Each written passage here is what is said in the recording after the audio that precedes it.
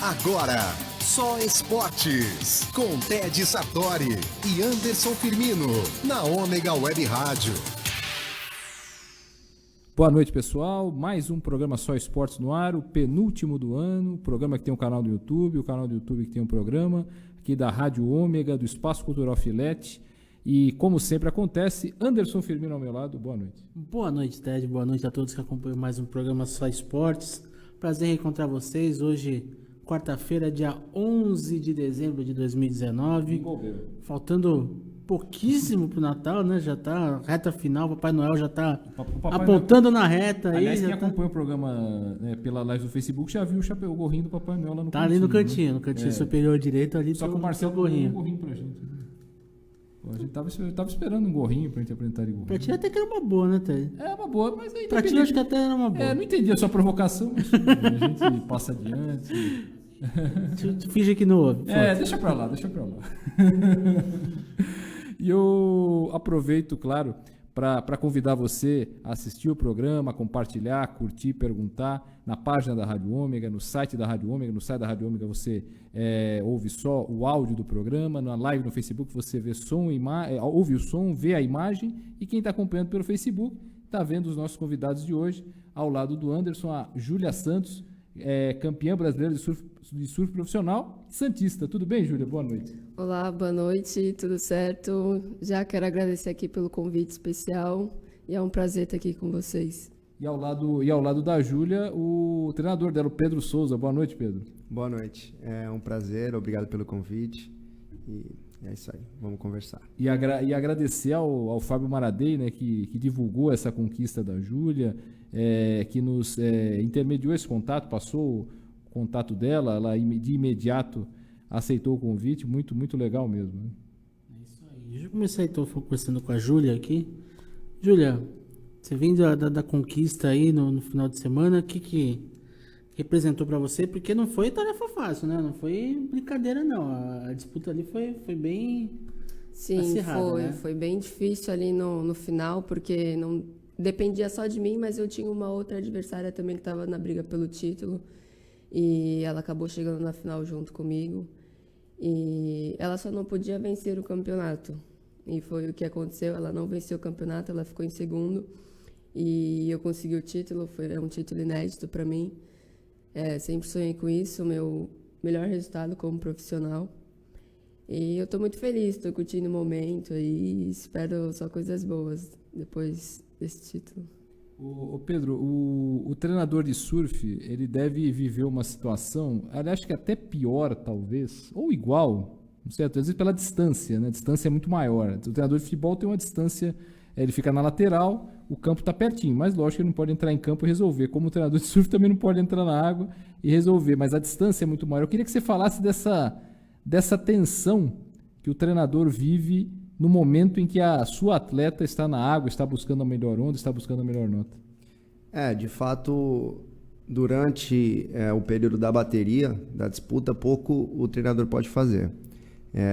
A gente acaba atuando muito mais ali nos momentos que antecedem a bateria, buscando encontrar a orientação correta para passar por atleta, mas eu entendo que o trabalho ele é construído ao longo do ano, os treinos intensos, as metas são traçadas e que são alcançadas, que vão fazendo a confiança ficar elevada e a atleta está suficientemente tranquila e confiante para a disputa ali na arena, ali, que é o mar. Mas, como você falou, diferentemente desses esportes tradicionais, que o treinador ainda tem alguma influência, que consegue arrumar algum esquema tático ali na beira do campo, na praia, infelizmente é um pouco mais difícil.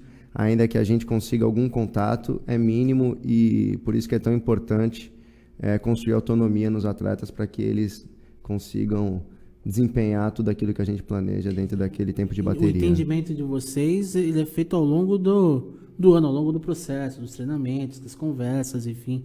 O Júlio, você é do tipo daquelas atletas que se cobra bastante, que no desempenho, pô, podia ter feito diferente, assim, podia ter sim. aquela onda, pô, podia ter. Como é que é a tua autocobrança, assim, a tua autocrítica? Com certeza. Eu sempre tento puxar o meu nível, né? Eu nunca me fico confortável com aquilo. E uma coisa também que me incentiva muito, que faz eu sempre procurar o meu melhor é... Eu treino com os meninos profissionais, né? O Marcos Correia, são atletas, Edgar Groja, são atletas experientes, surfam muito. E estar ali com eles todos os dias me faz querer sempre evoluir, sabe? Nunca parar ali, estagnar. Eu sempre quero mais, quero tentar outra manobra, eu quero fazer as mesmas somatórias que eles. E acredito que isso é fundamental, assim, para minha evolução. Ele acaba te puxando pra cima, né? O Sim, nível deles com acaba te certeza. puxando pra cima também. Falando em história, né?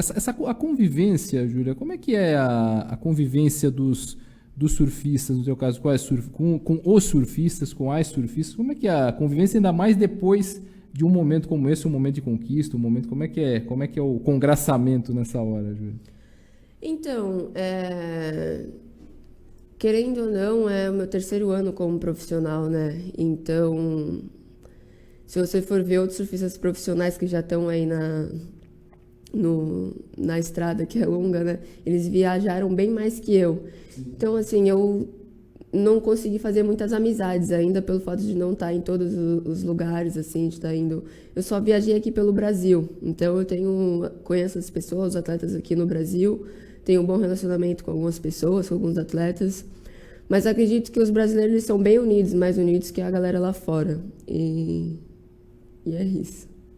E Júlia, eu queria que você me falasse um pouco também, falando desse campeonato que você conquistou, quais foram as principais dificuldades? Onde você acha que... Primeiro, onde você acha que faturou o campeonato, talvez o ponto-chave, né? A gente fala a chave da vitória. E quais foram as principais dificuldades que você enfrentou para a conquista desse campeonato? Cara, na verdade, eu tentei tirar toda a dificuldade, assim, que eu simulava na minha mente, assim, eu tentei tirar todas, não coloquei nenhuma dificuldade no caminho.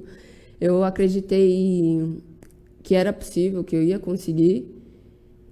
E é difícil falar sobre a dificuldade quando você tem uma mente confiante ali, sabe, acreditando que vai dar certo, então...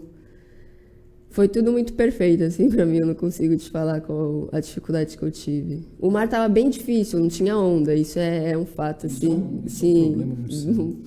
Mas eu consegui desempenhar bem. Eu dei meu melhor em todas as baterias ali. Deus mandando umas ondinhas pra mim.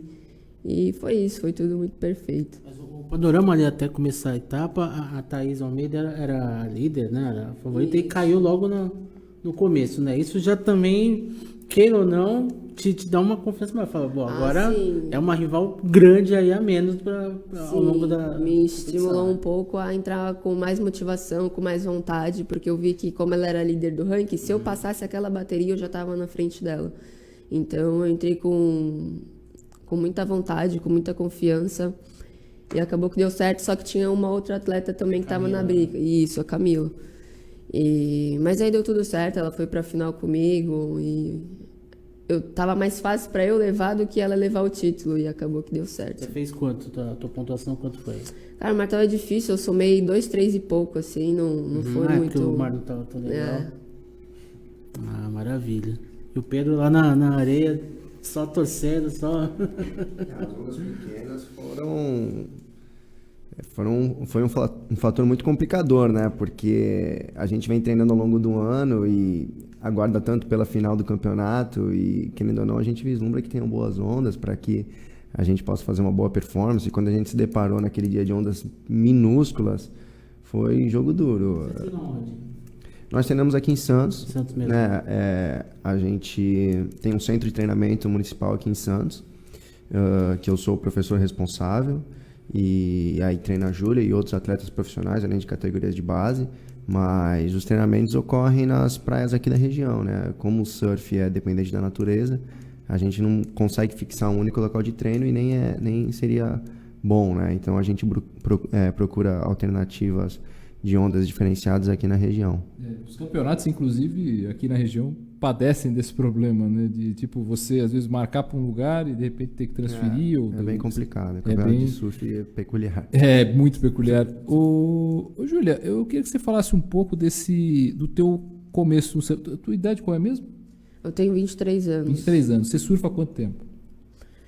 Eu surfo desde os 11 anos de idade. anos. Como é que o surf apareceu na sua frente? Como é que foi esse início no surf? Então, é uma pergunta bastante comum, assim, muita gente pergunta.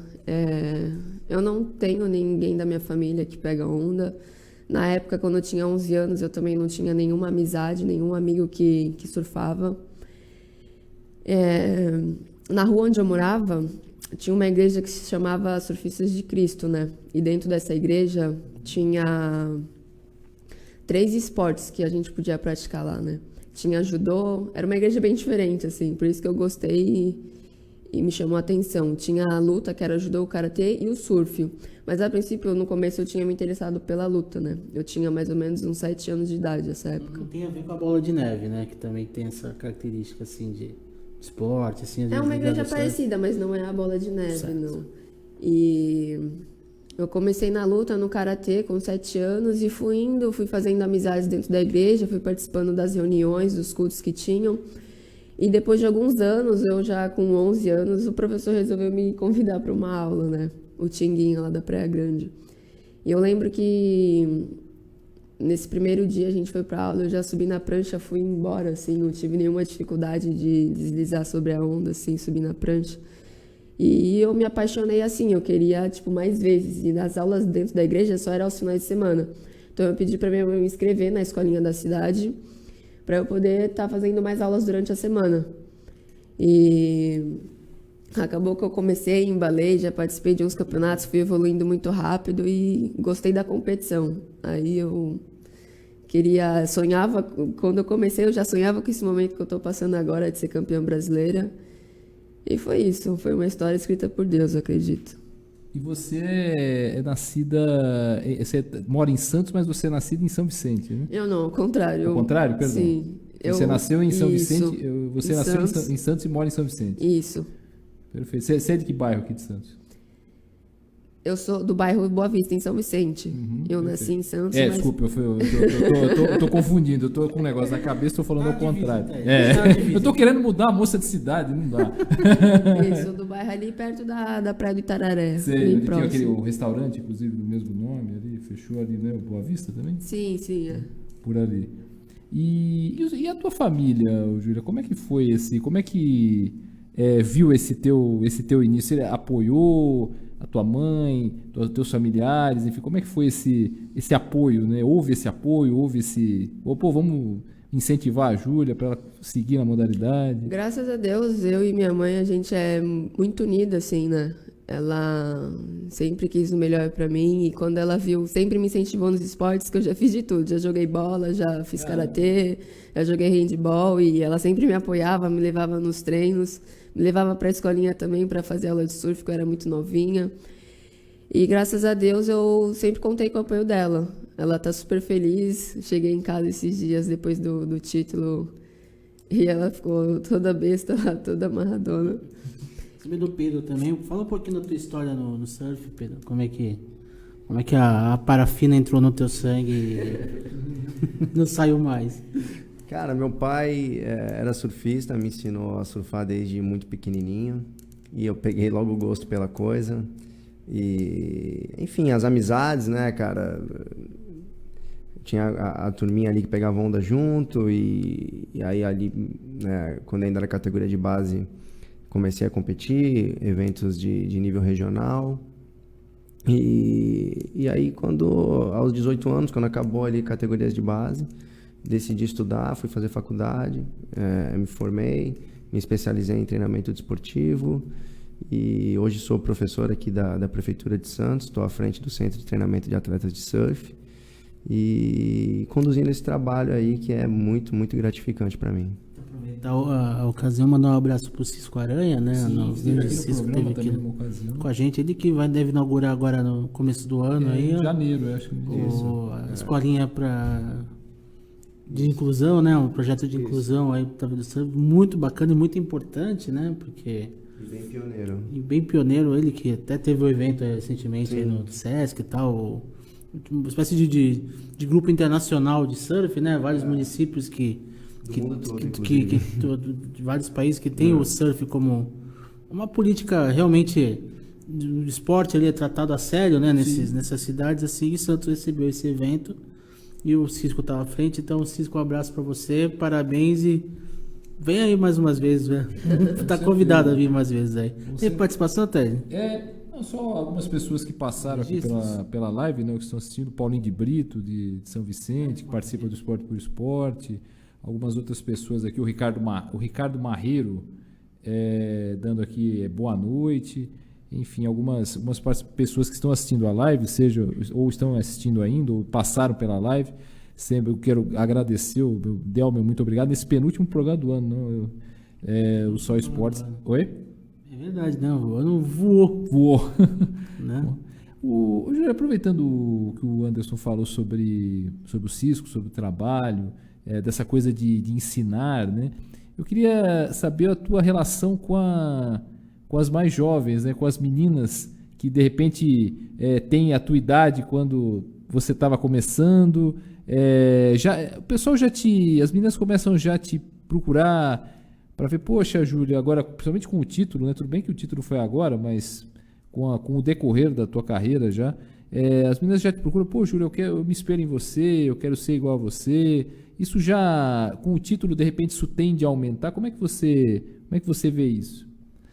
Então, tem poucas meninas, né, competindo, que surfam, mas aqui na região as que me acompanham, que elas gostam muito do aéreo, né, que eu tento e às vezes eu volto algumas manobras aéreas, assim, expressivas, e elas gostam bastante, né, sempre me perguntam, como é que faz e tal, e sempre quando a gente tá na água, eu tento passar alguns toques para ela, algumas amigas, assim, também que perguntam e eu vou explicando mais ou menos para elas terem, porque tem que arriscar, né? Se não arriscar, não consegue. Quer dizer que você curte um aéreo também, tipo o Gabriel Medina, assim, não? Eu gosto dos aéreos dele, só que é muito bizarro, né? Não consigo fazer aquilo ainda. Surreal. E essa última etapa aí da Pipeline, o que você acha que vai dar? O Ítalo tá... Cara, a gente estava aqui, né? Antes de entrar aqui... Pois né? Tá rolando, né? A gente estava assistindo, o Medina já on fire aqui, pegando vários tubos, só que a minha torcida é pro Ítalo, eu gosto muito dele. É um cara que eu me inspiro muito, mas que vence o melhor, né? Sem dúvida. E que seja brasileiro. Né? O Brasil vem numa batida grande aí, né? O Brazilian Storm, né? Já há alguns anos aí. O bicampeão, o Medina é bicampeão e o Mineirinho com título também nos últimos anos. Nos últimos anos. E é interessante a Brazilian Storm, até que eu queria que vocês falassem sobre isso, porque quando o esporte não é o futebol, sempre há uma desconfiança, ou pelo menos uma perspectiva menor, de quanto tempo certos fenômenos ou certas ondas, sem querer fazer trocadilho, vão durar, né? Certas fases do esporte, de determinados esportes. E a Brazilian Storm, no surf, está se prolongando, está revelando campeões, está tendo continuidade. Eu queria que vocês avaliassem o porquê disso. É mais preparação, é mais seriedade. Mais seriedade sempre tem, na verdade, mas é mais preparação. Os estrangeiros estão encarando ainda melhor o trabalho dos brasileiros, estão vendo os brasileiros ainda como adversários ainda melhores que já eram? Bom, a Brazilian Storm é fruto de uma geração de muitos e muitos atletas talentosos do Brasil, que foi moldada principalmente pelo circuito de base do estado de São Paulo, que é um circuito muito forte mesmo. Praticamente todos esses caras que estão na elite hoje participaram desse circuito de base. Cool, né? Cool, né? Não, esse é o Hang Loose. Mas também tem o Ripcore, Ground Search. Eu estou me referindo ao Hang Loose Surf Attack, que é o paulista. E alguns outros campeonatos assim de base, que foi uma verdadeira escola pro Brazilian Storm. Eu entendo que naquela oportunidade, se a gente voltar 10 anos atrás, quando isso começou, talvez 15 ali, existia um investimento mais substancial nas categorias de base. Hoje a gente vê muito atleta com potencial sem patrocínio, isso é uma pena. O fato da gente ter consolidado campeões mundiais acabou centralizando muito investimento lá na ponta. É importante pensar agora o que a gente faz com a base, é importante pensar na reposição. Tem muita gente investindo no atleta já pronto e menos na base. Porque quando a gente não tinha um campeão mundial e a gente já enxergava essa geração com talento, a gente soube investir nisso. Eu percebo que com essa geração agora lá em cima, no topo, a gente não está fazendo a mesma receita. Continua existindo o circuito de base, que é muito nivelado, os melhores do Brasil continuam aqui treinando, mas eu entendo que falta investimento, falta uma melhor organização das categorias de base no Brasil. Aliás, com essa representatividade que a gente tem em nível internacional, a gente entendia que isso seria mais bem aproveitado. E talvez não seja o caso. Então é legal a gente refletir sobre como que a gente vai fazer com que essa geração Brazilian Storm tenha sequência, né? Que tenha reposição. Que não é fácil, cara. Não é fácil. Se a gente voltar alguma década atrás, a gente tinha alguns australianos que dominavam o circuito mundial, e hoje a Austrália também tem dificuldade de fazer um campeão. Então, a gente percebe assim, altos e baixos. É importante criar um pacto pelo surf em nível de categoria de base até profissionalismo, para que a gente seja de fato uma força dentro do mundo do surf e não só uma tempestade que passa e acaba, né? Eu acho que é um problema conjuntural do esporte no Brasil, né? É um problema do esporte no Brasil. O esporte no Brasil, ele tem esse mau hábito, digamos assim, de você privilegiar quem está formado porque dá resultado, mas você não apoia a pessoa para poder dar resultado. É o imediatismo, né? É o imediatismo, né? A gente quer respostas a curto prazo, mas teve uma Olimpíada no esporte isso não existe. Há 3 anos atrás, o que sobrou do legado dessa Olimpíada, né? Exatamente. Físico e do atlético, né, digamos assim. Tanto nem tem Ministério do Esporte mais, né? Da Secretaria. Então, ontem até teve o Prêmio Brasil Olímpico e tal. Sim. Aquela festa toda e tal, mas... É só a festa. E é importante surfar essa onda, literalmente. Agora, o surf se tornando esporte olímpico, também eu acho que deve existir uma organização um pouco melhor a partir de então, mas eu quero deixar essa fala porque é importante refletir nesse sentido, porque é um erro que a gente já incorre em outras modalidades, né, esportivas do Brasil, que é, de fato, a falta do pacto pelo surf, pelo esporte, desde a iniciação, o desenvolvimento até o alto rendimento. Isso é muito importante. Falar em surf na Olimpíada de Tóquio, até lembrar que o Brasil já tem uma representante lá, que é a Silvana, né? A Silvana Lima já está garantida, a Tatiana também. A gente trouxe aqui, inclusive, o Bolinha, né? Esteve em Lima, né? Um pouco antes dele ir para Lima, também falando em surf também. Ô Pedro, ainda sobre esse raciocínio da falta de investimento na base, essa procura pelo atleta pronto, esse raciocínio também se aplica às surfistas, às mulheres? Porque até a Júlia falou isso numa das respostas dela, até depois ser colocar, depois ela poderia falar a respeito. Isso também influencia num número menor de surfistas mulheres praticando a modalidade, tentando ser bem sucedida na modalidade? Não, sem dúvida, sem dúvida. O surf feminino sofre muito mais, né? Na verdade, existe aí uma escassez de surfistas na elite do surf mundial, ou buscando a elite do surf mundial, como acontece na categoria masculina, né? A gente vê muito os atletas em potencial brigando em alto nível no masculino, e a gente tem a Tati e a Silvana lá em cima.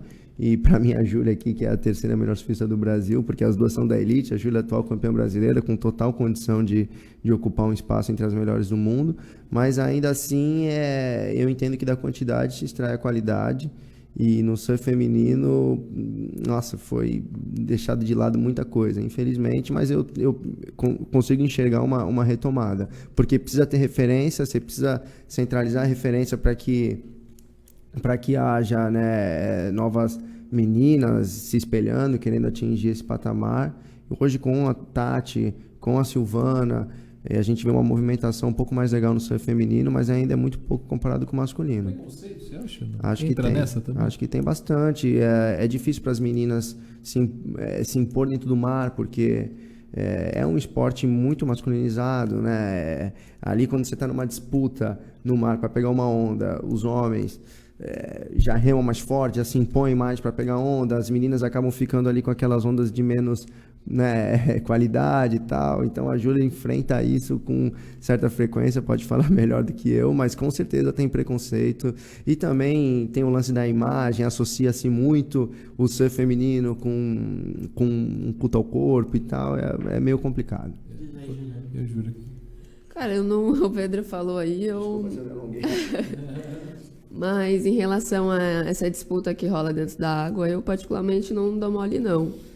Eu sei que se eu não remar, se eu não for pra cima também, eu vou só pegar onda ruim, como ele falou, de menor potencial. Então, eu respeito ao máximo dentro da água, mas eu não deixo escapar. Eu também vou disputar a onda com eles, assim. Aí entra muito a força mental que você estava falando antes, né? Que você tem, que é importante você vislumbrar ali a melhor ocasião, você vê que ela tá, pô, essa direita aqui pode ser melhor para mim e tal. Você vai ali, enquanto você tá aguardando, enquanto o tempo tá correndo, você também tá mentalizando isso, né? Sim, se diz na competição? Na competição, certo? Ah, sim. Não, na competição só participo de competição contra as mulheres mesmo, não contra os homens. Mas até na competição mesmo, as meninas também, elas dão tudo de si e vira uma guerra, né, dentro da água. Todo mundo quer vencer e sempre existe essa disputa.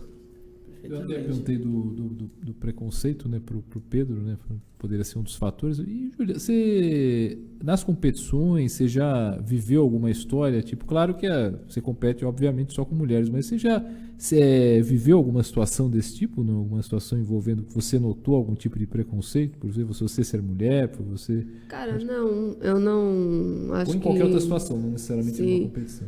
Nunca vivi, não, histórias de preconceito. Já é com frequência que eu escuto e eu não gosto muito. Às vezes eu escuto, assim, mas eu deixo passar. Só que eu, particularmente, assim, eu não gosto quando a galera fala que eu pareço um homem surfando. Por surfar forte, por surfar... ter a radicalidade e tal. Tipo, eu sou uma menina, então eu quero que me falem que eu sou, sim, vista como uma mulher que surfa muito, não tipo, uma menina que surfa como homem, sabe? É que nem jogador de futebol Você também, nossa. minimiza, né, o teu filme. Sim, tipo, as mulheres têm que mostrar as forças delas também. E eu não gosto muito, assim, mas não dou muito Elas são do importância. tamanho que são e isso Sim, que importa, exato. com suas características, sua capacidade, enfim, a mulher é mulher e Exato. ponto, não tem conversa, assim. Hoje, em termos mundiais, assim, quais são os principais nomes, assim, do surf feminino e quem que você se espelha para... As brasileiras, elas têm muito respeito lá fora, né? A Silvana e a Tati. Mas tem outras gringas também, que elas são Carissa Moore, que acabou de ser campeã mundial, a Stephanie Gilmer. Eu gosto de todas, assim, eu acho que todas as surfistas que estão no WCT, elas têm puxado o nível, assim, muito... Tem elevado muito o nível do surf feminino, né, Pedro? Se você for ver, as meninas estão quebrando. E eu gosto muito da Silvana, assim, pela história de vida dela e pelo surf que ela sempre apresenta, assim. Tem uma pergunta, né, Ted, do Fernando Pessoa? Tem uma pergunta aqui antes de agradecer aqui ao Cláudio Mancha, que está assistindo aqui, o Rincon Francisco, o Walter de Azevedo, todos assistindo ao programa. E o Fernando Pessoa pergunta o seguinte: gostaria de saber da Júlia qual foi o local onde ela mais curtiu surfar. O lugar que eu mais curti surfar. Cara, foi muitos anos atrás, quando a gente foi pro Peru. Foi minha primeira viagem, assim, internacional, e nunca vou esquecer que foi uma esqui. Eu gosto muito de surfar onda pra esquerda. E eu daria tudo pra voltar lá agora, já evoluída, né? Os anos se passaram, eu evolui bastante. Pode comemorar o título lá, pô. Quem sabe. Dá uma esticada lá. O nome da praia se chama Lobitso. É uma esquerda perfeita, assim, pra você sair manobrando, mandar todo tipo de manobra. Por enquanto, foi a onda que eu mais gostei, assim. Tipo, eu fui pras Maldivas, só que Maldivas... Eu consegui ir pra Maldivas através de um campeonato virtual que rolou na internet, e a campeã ganhava uma passagem e tal. Só que não tinha muitas ondas lá, né? Eu não peguei Maldivas perfeito, assim. Peguei só ondas pequenas, então eu fico com Lobitso, que é no Peru. E aqui no Brasil? No Brasil eu gosto muito de surfar por Ubatuba, assim. Ubatuba é um lugar onde tem muitos tipos de onda, assim. Eu gosto de onde a gente treina, que é no tombo, assim, eu pego muitas ondas boas lá também. E tem um Secret, que é em São Vicente, fica ali no Japuí, Ah, sei. Quitanduva. Eu gosto muito daquele lugar também. Eu queria perguntar um negócio pra vocês, porque não tem como não dissociar o surf da natureza, do meio ambiente e tal. E como é que vocês estão vendo, assim, essa história das manchas de óleo, né, tomando a costa do Nordeste, já chegando no Sudeste? Como é que vocês veem? Porque eu acho que de alguma forma isso também acaba manchando, literalmente, sem trocadilho, as praias e estragando um bem que o Brasil tem tão precioso, que é a natureza, né? As praias. Como é que vocês observam esse tipo de situação? A gente observa com muita lamentação, né? Não só as manchas de óleo, como também o microplástico, o lixo que é depositado nas praias, inclusive aqui na nossa região. A gente que vive nesse ambiente,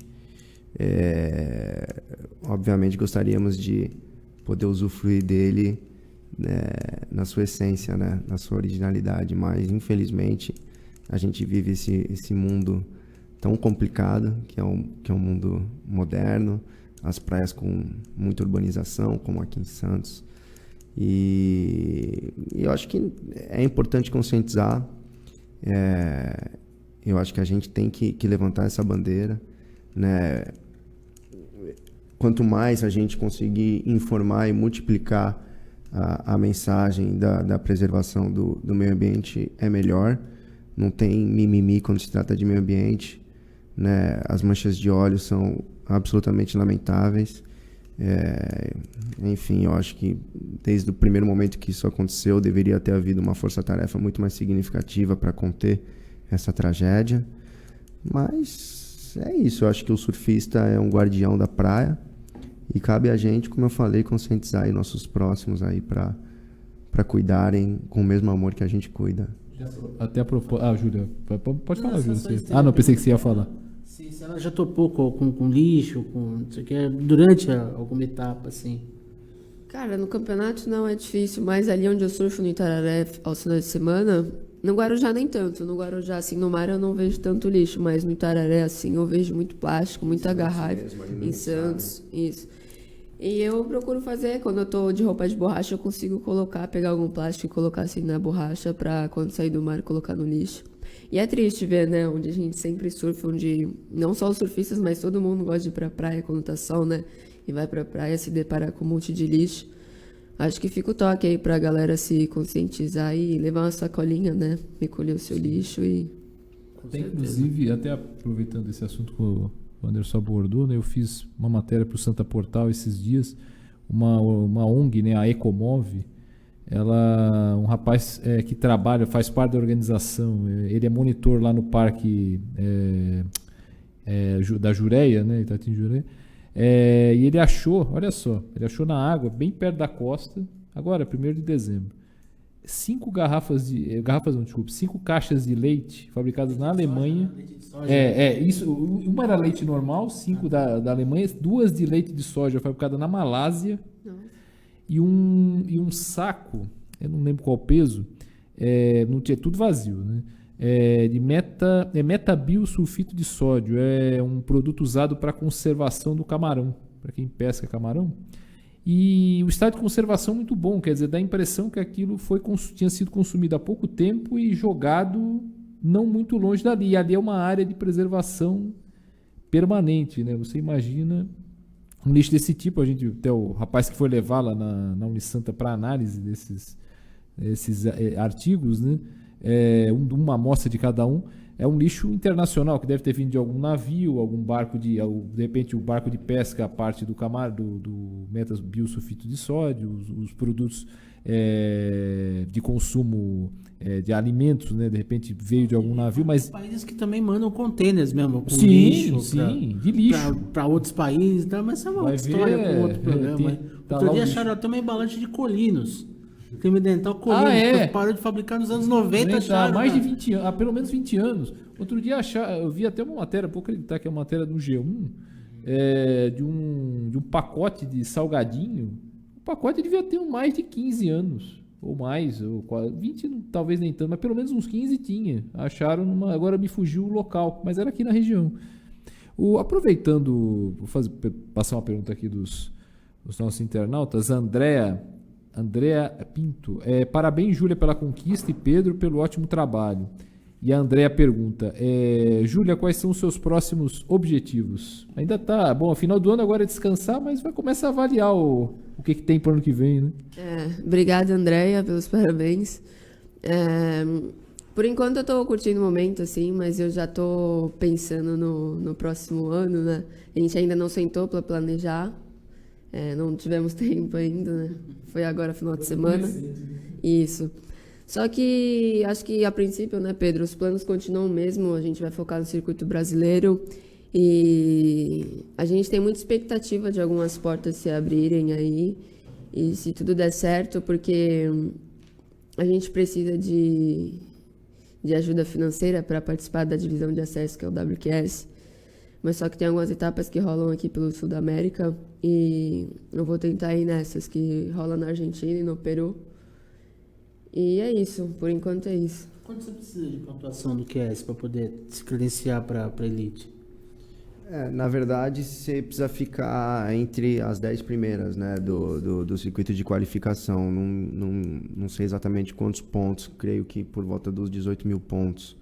Mas o circuito de qualificação, ele tem subdivisões dentro do próprio circuito de qualificação. Como... 3 estrelas, 4 estrelas. Isso, exatamente. Então, à medida que você vai pontuando e vai ascendendo no ranking, você vai tendo acesso a etapas de maior status, de maior premiação, de maior pontuação. Mas precisa começar. O grande problema é que é caro.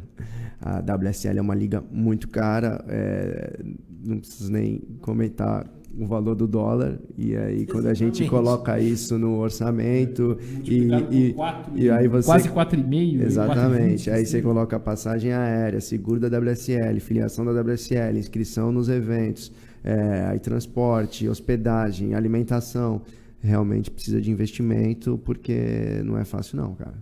O planejamento tem que acaba sendo a longo prazo, né? Não dá para imediatamente assim, porque as circunstâncias não permitem isso, mas o ideal seria... E é muito complicado para o atleta também disputar eventos internacionais com a responsabilidade de pontuar para obter premiação, para poder pagar a conta de cartão de crédito. É torturante, mas é a realidade do surfista brasileiro. E até a propósito, Pedro, Júlia, como é que está essa questão de patrocinadores, de patrocínio? Como é que está essa busca aí na atualidade? Aí? Como é que está para as competições, para o dia a dia, né? O patrocínio é o grande monstro aí que os surfistas enfrentam, porque é muito difícil conseguir patrocínio. Como a gente pontuou aqui no início do programa, infelizmente, é preciso dizer que há uma concentração de investimento lá na ponta, né? Para uma marca, a gente até entende que é muito mais interessante ela estar aparecendo na prancha de um atleta lá da elite do que, infelizmente, nos atletas que estão nessa transição, nesse processo de ascensão, né? Que não são nem aqueles novinhos, que às vezes o investimento não é muito alto e aí é mais tranquilo de você patrocinar, e também não é aquele cara do topo, aquela atleta do topo que tem super retorno. Então, esse atleta que está nessa barreira da ascensão, que é o caso da Júlia, precisando ir para o circuito mundial, precisando ter experiência no circuito mundial, é a fase mais difícil de conseguir um patrocínio. Mas a gente tem as mídias sociais, que são um veículo bastante interessante para poder apresentar a performance, para atrair e seduzir aí investidores. Mas, cara, tá bem difícil. Tá difícil para a Júlia, tá difícil para os outros atletas que treinam aí no nosso convívio, tá difícil para muita gente. E, cara, não sei, tem que correr atrás. A gente tenta dar o nosso melhor todos os dias para que alguém um dia de fato se interesse por isso e queira apostar aí na Júlia e ser parte da construção dessa carreira. O importante é não deixar esse sonho morrer, não deixar a coisa se perder. Né? Com certeza, acreditar, né? O mais importante é acreditar, acho que a gente acredita muito. Esses resultados do circuito brasileiro são combustível para que a gente siga ainda mais forte, não só para a Júlia, mas como os outros atletas que treinam junto com a gente. Acreditar que uma hora vem e quando se tem talento, é mais fácil acreditar, né? Então a gente está falando da Júlia, uma menina super talentosa, então a gente está tentando de todas as maneiras unir esse talento ao trabalho duro, à disciplina, ao comprometimento, para que a gente possa galgar e realizar nossos sonhos. Por falar em acreditar, se tem uma pessoa que acredita muito na Júlia, é a mãe dela, né? Então essa relação, até o material que o Maradei mandou lá pra gente, falando da dedicatória do título, falava do Pedro, né? Claro, e falava da mãe, da importância da mãe, do carinho, da torcida. Conta um pouquinho dessa participação da tua mãe na tua carreira, tanto que você tem uma tatuagem dela, né, no braço. Tenho sim. Vou mostrar pra gente ali, você. Tenho uma fazendo tatuagem no braço, aqui no braço com uma coroa em cima, com um significado de rainha, né? E ela tá assistindo, beijo, mãe. Qual é o nome dela, Júlia? Yolanda. Abraço, Yolanda, obrigado pela O nome dela é Yolanda. E ela é tudo pra mim, né, cara? Sempre foi eu e ela, eu não conheci meu pai, ela me criou com todas as dificuldades aí que ela enfrentou. E eu não consigo falar muito dela, que senão eu me emociono. Mas é isso, minha mãe é tudo pra mim, tudo que eu faço também é pensando nela, é pra ela. E graças a Deus eu tenho a melhor mãe do mundo. Ela é muito, nunca deixou faltar nada, sabe? Ela é demais, é muito incrível. É aquela mãe que foi mãe, pai, foi Isso. tudo. Você Ela tem é irmãos tudo. também? Não, Não, eu sou filha única. filha única. A gente estava falando, até baseado na pergunta que o Anderson fez sobre o meio ambiente, sobre as manchas. A Lúcia Costa, né, que apresenta aqui o Elas por Ela, às terças-feiras, inclusive ontem foi o último programa do ano, né, se não me engano. Ela mandou uma mensagem aqui. No dia 14 de dezembro, sábado, né, sábado agora, estaremos no Canal 5 às 9 horas para recolher microlixos. Precisamos pensar realmente sobre isso. Aí, Lúcia, não, bacana a iniciativa dela. E, ó, um abraço, Lúcia, tamo junto. Boa, Você é Lúcia. parceira. Ela e o Fabiano são parceiros aí. Sim, não, parceiro. O Fabiano é parceiro de muito tempo. A Lúcia, a gente conheceu há menos tempo, né? Até inclusive com a convivência aqui na Rádio Ômega, embora a gente apresente programas em dias diferentes, a gente volta e meia está conversando, sempre importante ouvir a Lúcia, o Fabiano e a todos aqui da Rádio Ômega, comandada pelo Marcelo. E uma mensagem que não tem a ver diretamente com o tema do programa, mas ele me mandou aqui, o Márcio Tovar, um abraço, Márcio. Ele é um grande batalhador, incentivador do tênis de mesa e também ele tem uma... Oi? Um abnegado. Um abnegado, não tenha dúvida. E não só do tênis de mesa, mas também do movimento olímpico, mas ligado aos condutores da tocha olímpica, né? E Santos vai abrigar em 18 de janeiro, a partir de 18 de janeiro, é mais de um dia. É o 4º Encontro Nacional dos Condutores da Tocha Olímpica. Vai ter uma série de atividades e tal. E o dia principal é o dia 18 de janeiro. Em si, Santos vai abrigar esse evento, né? Esse evento. Perfeitamente. O Juliano, tem vontade de surfar onda gigante, tipo a Maia, assim, não? Tenho amor à vida. Eu não. Eu acho que é praticamente um outro esporte, né? Praticamente. Eles se dedicam só pra isso, né? E por enquanto não. Por enquanto é uma loucura. As imagens dela, É muito sinistra. quase sofreu aí, né? Depois ela voltou a Nazaré, surfou a onda que é guerreira mesmo. De Maia Gabeira. Maia Gabeira. Tem uma outra mensagem aqui deve ser amigo da Júlia e do Pedro aqui. O Edgar Grogia. Parabéns, falando muito bem. Ju, melhor do Brasil. Pô, mas ele achava que você não falava bem isso? Você viu aqui ele achava que você não ia falar bem aqui na rádio? Por que esse comentário? O Ed Bach é meu parceiro, nosso amigo aqui. Ele estava com a gente lá em Ubatuba. Ah, ele acompanhou de perto. Gente, a gente foi num time. Foi a nutricionista da equipe, a Gabriela, que ela tá até aqui no grupo comentando. Uhum. Um beijo, Gabi. O Marcos Correia também foi. Deve estar assistindo aí. O Ed também. A gente foi com a equipe, né? Foi os 3 atletas, o Pedro e a nutricionista.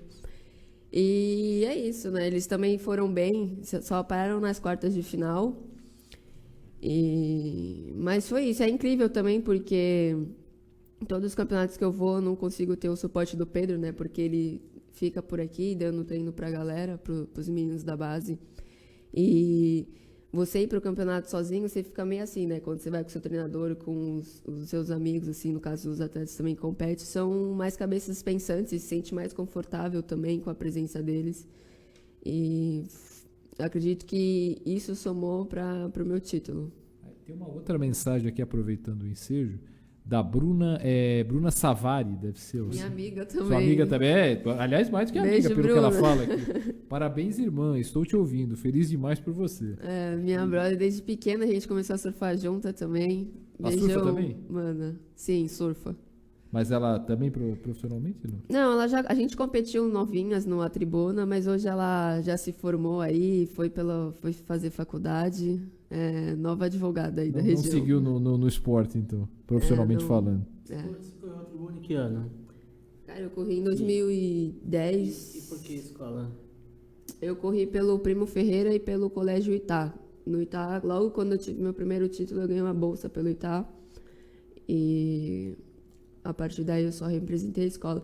Eu tive 3 títulos numa tribuna. Foi um momento bem importante, assim, na minha carreira como amadora. Eu ganhei todos, assim, seguidos praticamente. Levando em conta a briga que é, principalmente com o pessoal do Guarujá, né, com o Adélia e com o Dom Domênico, sim. o feito ainda Era bem- ganha mais corpo, né, ganha mais relevo. Né? Era bem acirrado. Agora a tribuna ganhou uma outra cara, né? Uma etapa só. Até esse ano foi no três, Quebra-Mar, né? Esse ano voltou a ser disputado aqui, né? O Tribuna sempre foi um evento super legal, além de envolver esse fator da escola, sempre contou com os melhores aqui da região. Putz, um baita evento.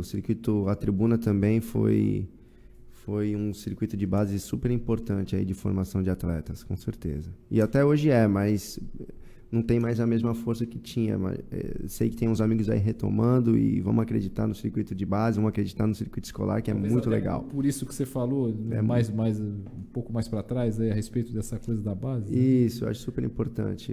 O Tribuna sempre foi um evento de muito prestígio, ainda e é isso. A gente tem que fortalecer esses Falou eventos. da base, assim, questão da escola, né? Como é que poderia levar o surf para as escolas, assim? Eu confesso que não consegui estipular uma ideia fechada de Ainda como mais levar o surf carecem para poder tantas vezes, né? para as escolas, assim. Como é que seria? Eu acho legal, aproveitando sua pergunta, ressaltar o programa Escola Total da Secretaria de Educação de Santos, que propõe atividades no contraturno escolar, dentre elas o surf, lá no Quebra-Mar. Um abraço aí à turma toda da Escola Total, que fazem um trabalho incrível. É um veículo que tem incluído aí o surf na escola. Acho que a gente pode pensar em mais alternativas para... A gente no esporte, na verdade, a gente costuma falar que o talento está na escola, né? E eu acho que isso é muito pouco aproveitado, cara. Não só no surf, mas em qualquer modalidade esportiva. O talento está na escola, porque toda criança é obrigada a estar na escola. Então, a gente precisa saber peneirar isso daí, cara, e promover uma educação física escolar um pouco melhor, sobretudo inclinando aí um pouco para o esporte. Porque esporte não é competição acima de tudo, muito pelo contrário, cara. Muito pelo contrário, o esporte tem muito valor embutido ali e eu acho que pode ser melhorado o processo de educação física nas escolas com o intuito de dar uma formação esportiva, né, pensando em longo prazo. A nossa sugestão, então, botar para sentar juntos aí para conversar o Gelásio, né, secretário de Esportes, com a Rose, que é a secretária de Educação. Isso vale para os outros secretários de esportes da região. Aí, não tem isso não se aplica só a Santos. Sim, também. Aplica-se a todos. A hora tá correndo, entende? O programa está quase acabando, tem mais alguma participação? Eu pensei, mais algum abraço? A última tinha sido a da Bruna, né? Que participou via site da rádio, e agora o Edgar, aí o pessoal amigo, parceiro aí da Júlia, do Pedro, que acompanham de perto ou de longe os feitos da Júlia. Então, gente, queria agradecer de antemão a presença, obrigado por aceitar o convite. Sei que tá corrida, que foi final de semana a conquista da Júlia, topou de pronto, né? O Ted fez o convite, pronto aceitar. Foi. Então, obrigado por vir, parabéns pela conquista, parabéns pela temporada. Volte mais vezes, com mais histórias para contar. Se Deus quiser, com mais títulos também. Histórias. Obrigada pela oportunidade, pelo convite. E voltarei mais vezes, sim. A porta tá aberta, o convite está feito. Obrigada. Pedro também, obrigado pela presença, parabéns pelo trabalho aí em frente da prefeitura, enfim, tudo que você faz e boa sorte aí, um bom 2020 para vocês. Obrigado para todos nós, foi um prazer e é sempre bom falar daquilo que a gente gosta. Obrigado. E agradecer também à Júlia, ao Pedro e lembrar novamente, né, esse é o penúltimo programa do ano do programa Só Esportes.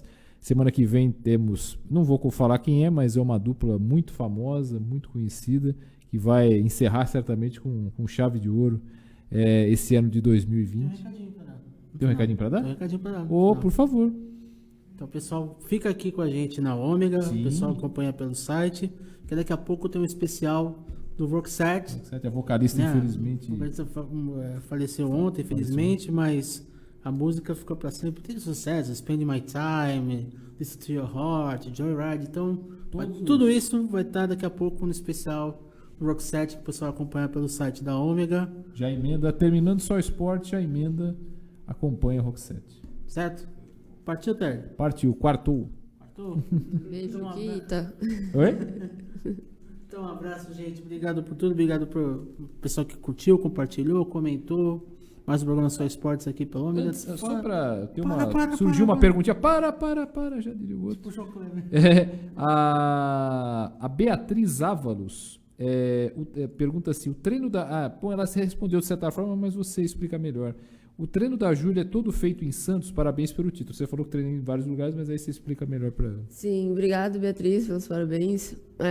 A gente treina em Santos, só que, como o Pedro falou, né, a gente sempre procura... Nossa base é em Santos, nosso espaço, nossa base é em Santos, mas o treinamento é itinerante, a gente busca as melhores ondas aí da região.